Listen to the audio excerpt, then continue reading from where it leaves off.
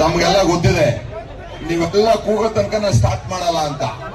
ಜೈ ಮಾದಿಗ, ಜೈ ಜೈ ಮಾದಿಗ, ಜೈ ಭೀಮ್, ಜೈ ಜೈ ಭೀಮ್. ನನ್ನ ಎಲ್ಲ ಮಾದಿಗ ಸಮಾಜದ ಕುಲ ಬಾಂಧವರೇ, ಅಲೆಮಾರಿ ಸಮಾಜದ ಕುಲ ಬಾಂಧವರೇ, ನಾಯಕ ಸಮಾಜದ ಕುಲ ಬಾಂಧವರೇ, ಇಲ್ಲಿ ನೆರೆದಿರ್ತಕ್ಕಂಥ ಮುಖ್ಯವಾಗಿ ಸ್ವಾಮೀಜಿಗಳ ಪಾದಗಳಲ್ಲಿ ನಾನು ಭಕ್ತಿಪೂರ್ವಕ ನಮನಗಳನ್ನು ಸಲ್ಲಿಸ್ತಾ, ಮಾಧ್ಯಮದವರೇ ಮತ್ತು ಎಲ್ಲ ಪೊಲೀಸು ಹತ್ತಾರು ನಮ್ಮ ಪ್ರತಿಭಟನೆಗಳಿಗೆ ಸಹಕಾರ ಕೊಟ್ಟಿರುವಂತ ಪೊಲೀಸ್ ಟೀಮ್ನವರೇ ಹಾಗೂ ಮುಖ್ಯವಾಗಿ ಮಾಧ್ಯಮ, ಮಂದಾಕೃಷ್ಣ ಮಾದಿಗ ಅವರ ಸಮ್ಮುಖದಲ್ಲಿ ನಾನು ಮಾತಾಡ್ತಾ ಇರೋದೇ ನನ್ನ ಸೌಭಾಗ್ಯ. ಯಾಕೆಂತಂದ್ರೆ ನಾವು ಹೋರಾಟ ಮಾಡೋಂತ ಟೈಮ್ನಲ್ಲೆಲ್ಲ ಹಂತಗಳಲ್ಲೂ ಅವ್ರು ಹೇಗೆ ಮಾಡಿದ್ದಾರೆ ಅದನ್ನ ನಾವ್ ಯಾವ ರೀತಿ ಅಳವಡಿಸ್ಕೋಬೇಕು ಅನ್ಕೊಂಡೆ ಮಾಡ್ಕೊಂಡು ಬಂದಿದ್ದೀವಿ. ಬಂಧುಗಳೇ, ಒಳ ಮೀಸಲಾತಿ ಅನ್ನಂಥದ್ದು ಒಂದು ಒಳ ಸುಳಿವಿಗೆ ಸಿಗಿಸ್ಬಿಟ್ಟು ಸರ್ಕಾರ ನಮ್ಮನ್ನ ಈ ಫುಟ್ಬಾಲ್ ಅಲ್ಲಿ ಒದಿತಾರೆ ನೋಡಿ, ಆ ಕಡೆ ಈ ಕಡೆ, ಆ ಕಡೆ ಈ ಕಡೆ ಅಂತ ಕೆಲವು ಷಡ್ಯಂತ್ರಕ್ಕೆ ಬಲಿಯಾಗಿ ನಮ್ಮ ಮಾದಿಗ ಸಮಾಜನ ಈ ಕಡೆಯಿಂದ ಆ ಕಡೆ ಓದಿಯೋದು, ಆ ಕಡೆಯಿಂದ ಈ ಕಡೆ ಓದಿಯೋದು, ಇದೇ ಮಾಡ್ಕೊಂಡು ಬಂದಿದ್ದಾರೆ. ನಾನು ಬಹಳ ಹಿಂದೆದು ಮಾತಾಡಲ್ಲ, ಯಾಕಂದ್ರೆ ಹಿಂದೆ ವಿಚಾರದೆಲ್ಲ ತಮ್ಗೆ ತಿಳಿದಿದೆ. ನಾನೇನ್ ಹೇಳಕ್ಕೆ ಬಯಸ್ತೀನಿ ಅಂತ ಅಂದ್ರೆ 17% ಜಾರಿ ಆಯ್ತು ಅಲ್ವಾ? 17% ಜಾರಿ ಆದ ಮೇಲೆ ಯಾರಿಗೂ ಇವ್ರಿಗೂ ಆಸಕ್ತಿನೇ ಇಲ್ಲ ಆ 17%ಗೆ ಒಳ ಮೀಸಲಾತಿನ ಜಾರಿ ಮಾಡಬೇಕು ಅನ್ನೋಂಥದ್ದು. ತರಾತುರಿನಲ್ಲಿ ಹೋಗ್ಬಿಟ್ಟು ಎಲ್ಲ DPR, ಯಾರು DPR ಕುತಂತ್ರಿ ಎಲ್ಲ ಓದ್ತಾ ಇದ್ದೀರಾ, ನೋಡ್ತಾ ಇದ್ದೀರಾ ಅಂತ ಆಯ್ತು. ನಾನು ಈ ಯಾವ್ದಾದ್ರು ವ್ಯಕ್ತಿ ರಾಜಕಾರಣಿನ ಉದ್ದೇಶಿಸಿ ಇಂಥ ಜಾತಿಯವನು ಅಂತ ಹೇಳಿದಾಗ ನನ್ನನ್ನ ಜಾತಿಗಳ ಮೇಲೆ ಘರ್ಷಣೆ ಮಾಡುವಂತ ಒಂದು ಭಾಷಣ ಕೊಡ್ತಾ ಇದ್ದಾನೆ ಅರುಣ್ ಕುಮಾರ್ ಅಂತನ್ನು. ನಾವೀ ಕರಿಕೋಟ್ ಹಾಕೊಂಡಿದೀವಿ, ಕಾನೂನು ಚೌಕಟ್ಟಿನಲ್ಲೇ ಮಾತಾಡ್ತೀವಿ, ಕಾನೂನಿನ ಮಾನ್ಯತೆ ಪಡೆದಿರಂತ ಪದಗಳನ್ನ ಬಳಸೋರು ನಾವು ಅಲ್ವಾ? ಎಲ್ಲಾರು ಬಲಗೈ ಎಡಗೈ ಅಂತ ಪದ ಇದೆಯಾ ನೂರನ್ ಜಾತಿನಲ್ಲಿ? ದಲಿತ್ ಅಂತ ಹೇಳಿದ್ರೆ ನಾನು ನಮ್ಮ ಮಾದಿಗ ಸಮಾಜದ ಗುಂಪನ್ನ ನಿಮ್ ಮುಂದೆ ಎತ್ತೇಳಕ್ಕೆ ಹೆಂಗಾಗುತ್ತೆ? ಆಗುತ್ತಾ? ಅಂಬೇಡ್ಕರ್ ಅವ್ರ ಮೇಲೆ ಅಷ್ಟು ಗೌರವ ಇಟ್ಕೊಂಡು ಅವ್ರ ಆಶಾ, ಅವರ ಶಕ್ತಿ ಮೇಲೆ ನಾವೆಲ್ಲ ಬೆಳೆದಿರಂತವ್ರು ಅಂಬೇಡ್ಕರ್ ನಾವು ಅವಮಾನ ಮಾಡ್ತೀವಾ? ಎಲ್ರೂ ಸೇರಿ ಇನ್ನು ಮಾದಿಗ ಅಂತ ಹೇಳ್ಬಿಟ್ಟ ಅಂದ್ರೆ ಅಂಬೇಡ್ಕರ್ಗೆ ವಿರೋಧ ಮಾಡ್ದಂಗ ನಾನು. ಇನ್ನೊಂದ್ಸರಿ ಹೇಳೋಣ, ಜೈ ಮಾದಿಗ, ಜೈ ಜೈ ಮಾದಿಗ. ಏನು ಬಂಧುಗಳೇ, 26ನೇ ತಾರೀಕು 2ನೇ ತಿಂಗಳು ಕ್ಯಾಬಿನೆಟ್ ಮೀಟಿಂಗ್ ನಡೀತು. ಯಾಕಂದ್ರೆ ಇಲ್ಲಿಂದಾನೇ ಇದೊಂದು ಹೊಸ ತಿರುವು ಪಡ್ಕೊಂಡಂತದ್ದು ಇದು. ಆ 26ನೇ ತಾರೀಕು ನಡೆದಂತ ಕ್ಯಾಬಿನೆಟ್ ಮೀಟ್ ಅಲ್ಲಿ ಇಲ್ಲ, ಅವ್ರಿಗೆ ಹಿಂದೆ ಕಾಣ್ತಾ ಇಲ್ಲ ಅಂತ ಪಾಪ. ಆ 26ನೇ ತಾರೀಕು ನಡೆದಂತ ಕ್ಯಾಬಿನೆಟ್ ಮೀಟಿಂಗ್ ನಲ್ಲಿ ಈ ನಮ್ಮ ಮಾದಿಗ ಸಮಾಜಕ್ಕೆ ಯಾವ ರೀತಿ ಕೆಟ್ಟ ತೋಡಿದ್ರು ಅನ್ನೋದನ್ನ ತಾವೆಲ್ಲ ಗಮನಿಸಿದಿರ ಅಂತ ಭಾವಿಸ್ತೀನಿ. ನೋಡಿದಿರಾ ವಿಡಿಯೋಗಳನ್ನೆಲ್ಲ? ನೋಡಿರೋರ್ ಕೈ ಎತ್ತಿ ವಿಡಿಯೋಗಳನ್ನ. ಶಬಾಷ್. ಏನು ನಾವು ವಿಡಿಯೋಗೆ ಯಾಕೆ ಬರ್ತೀವಿ ಅಂತ ಅಂದ್ರೆ ವಕೀಲರಾಗಿ ನಿಮಗೆ ನಮಗೆ ತಿಳಿದಿರೋಂತ ಜ್ಞಾನನ ಹಂಚ್ಕೊಳ್ಳಿಕ್ಕೆ.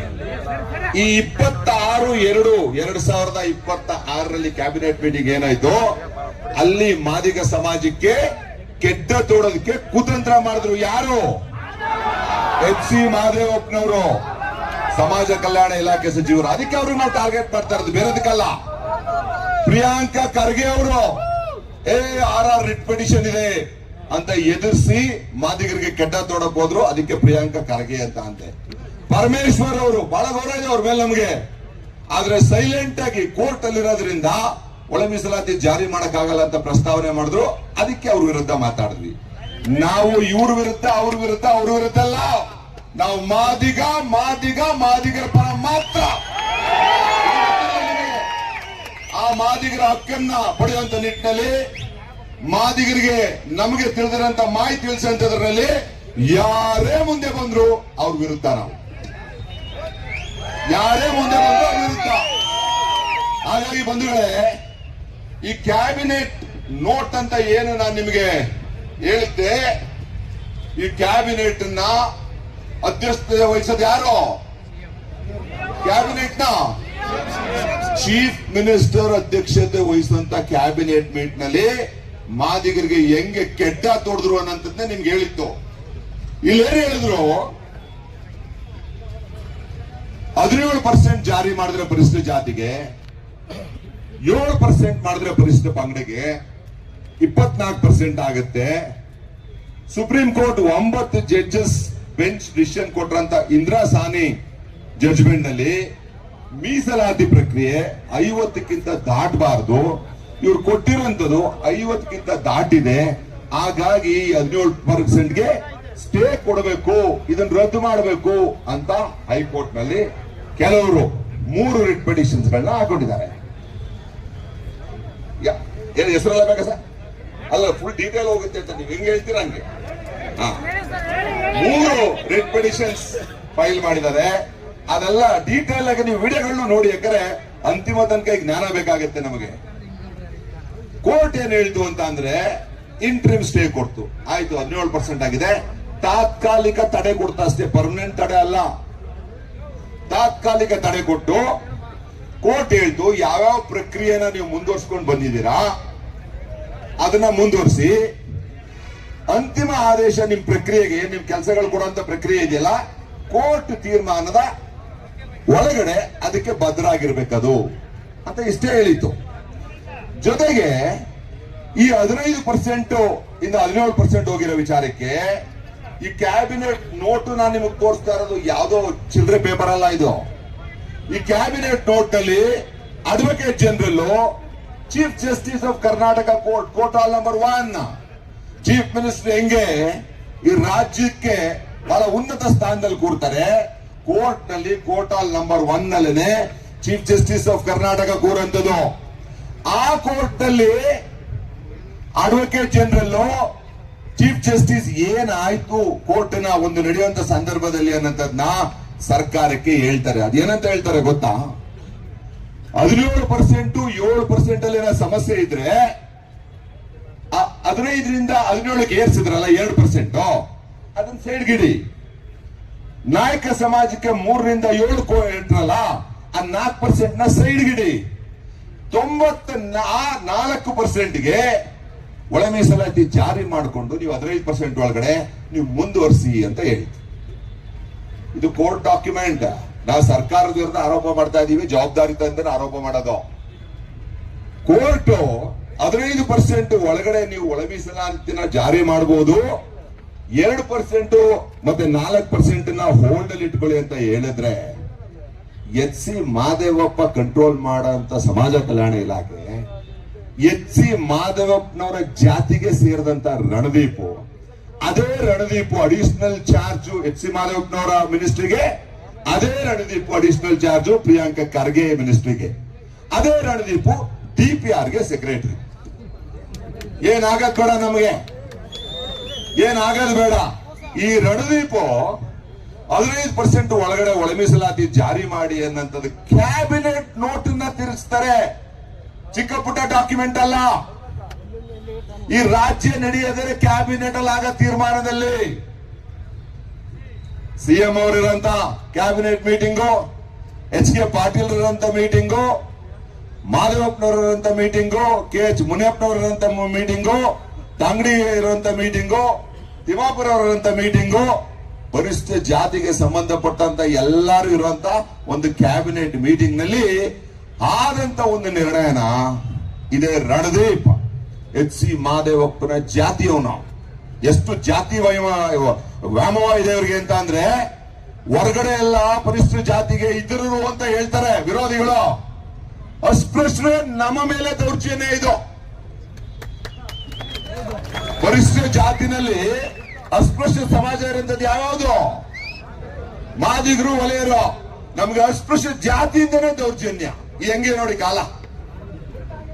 ನಮ್ಮ ನಾಯಕ ಸಮಾಜದವ್ರು ಹೇಳಿದ್ರು ಚಿತ್ರದುರ್ಗದ ಒಂದು ಕಾರ್ಯಕ್ರಮದಲ್ಲಿ, ಮಾದೇವಪ್ಪ ಸಿಕ್ಕಿದ್ರೆ ಹೊರಗಡೆ ಏನ್ ಮಾಡ್ತೀನಿ ಅಂತ ಹೇಳಿದ್ರು. ಆ ಗುಂಡಿಗೆ ಧೈರ್ಯ ನಮಗೂ ಬರಬೇಕು. ಯಾಕಂದ್ರೆ ನಾವು ವೈಯಕ್ತಿಕ ಅಲ್ಲ, ವೈಯಕ್ತಿಕವಾಗಿ ಯಾರ ವಿರುದ್ಧ ಭಾಷಣ ಮಾಡಲ್ಲ, ನಾವು ಮಾಡುವಿಲ್ಲ ಇಲ್ಲಿವರೆಗೂ. ಆದ್ರೆ ನಮ್ಮ ಜಾತಿ ಹೇಳಂತದಾಗ್ಲಿ, ಜಾತಿಗೆ ಸಂಬಂಧಪಟ್ಟಂತ ಹಕ್ಕು ಹೇಳಂತದಾಗ್ಲಿ, ಅಪೋಸಿಟ್ ಯಾರೇ ಇರ್ಲಿ ನಾವ್ ಹೇಳಕ್ಕೆ ಮಾತ್ರ ಸಿದ್ಧ ಇರ್ತೀವಿ. ಸೊ ಹಾಗಾಗಿ ರಣದೀಪ್ ಮಾಡಿದಂತ ಕುತಂತ್ರ ಈ DPR ಗೆ ಬರುತ್ತೆ. 26/2/2026 ಕ್ಯಾಬಿನೆಟ್ 27 ಕರಡಿ ಮಾಡ್ಬಿಡ್ತಾರೆ ಈ DPR ನ. 20 ನೆಕ್ಸ್ಟ್ ಡೇನೆ ಮಾಡ್ಬಿಟ್ಟು ಏನಂತ ಬರೀತಾರೆ ಅಂತ ಅಂದ್ರೆ, 2002ರಲ್ಲಿ ಇದ್ದಂತ ರೋಸ್ಟರ್, 22ರಲ್ಲಿ ಇದ್ದಂತ ರೋಸ್ಟರ್ ಸಿಸ್ಟಮ್, 1995ರಲ್ಲಿ ಇದ್ದಂತ ರೋಸ್ಟರ್ ಸಿಸ್ಟಮ್, ಅಲ್ಲಿ ಬರೀ 15% ಇತ್ತು. 15%ಗೆ ಕೋಟ್ ಮಾಡ್ಕೊಳ್ಳಿ ಅಂತ ಹೇಳಿರೋದ್ರಿಂದ 15% ಒಳಗಡೆ ಒಳ ಮೀಸಲಾತಿ ಬರಲ್ಲ ಅನ್ನಂಗೆ ತಿರುಗಿಸ್ತಾರೆ. ಅರ್ಥ ಆಯ್ತಾ?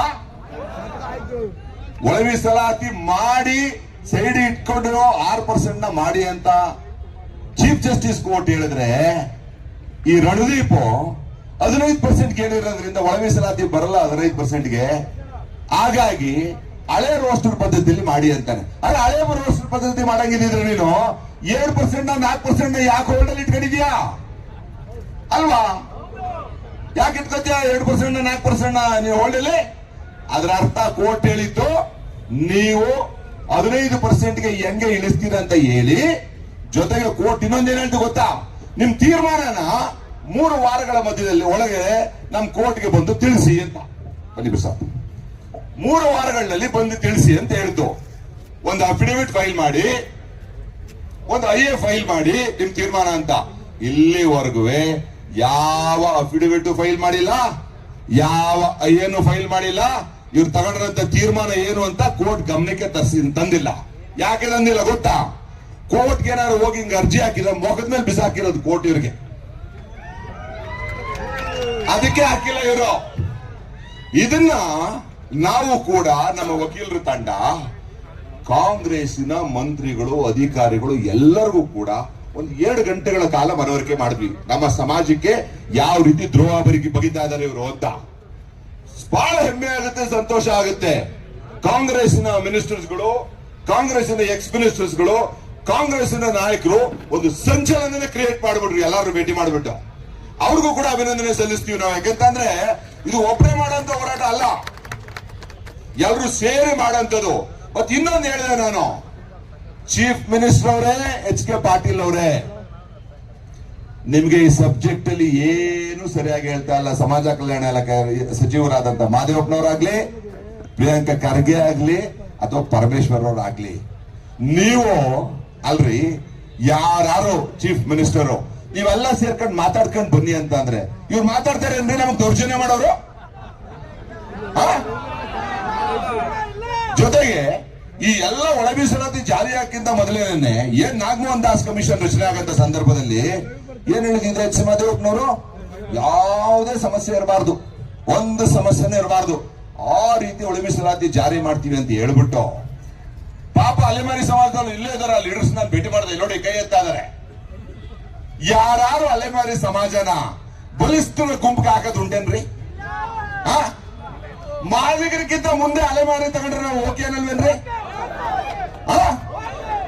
ಅಲ್ವಾ? ನಮ್ಗೆ ನ್ಯಾಯ ಬೇಕಷ್ಟೇ, ನಮ್ಗೆ ದಬ್ಬಾಳಿಕೆ ದೌರ್ಜನ್ಯದ ಏನು ಬೇಡ. ಈ ತರ ಮಾದೇವಪ್ಪನವ್ರು ಹೇಳಿ ಮೊನ್ನೆ ಬೇರೆ ಹೇಳಿದ್ರು, ಏನ್ ಹೇಳಿದ್ರು? ಸಂವಿಧಾನದ ಅಡಿನಲ್ಲೇ ಮಾಡ್ತಾ ಇದೀವಿ, ಕಾನೂನು ಅಡಿನಲ್ಲೇ ಮಾಡ್ತಾ ಇದೀವಿ. ಯಾರು ಏನಾದ್ರು ಮಾತಾಡಿದ್ರೆ ಅದು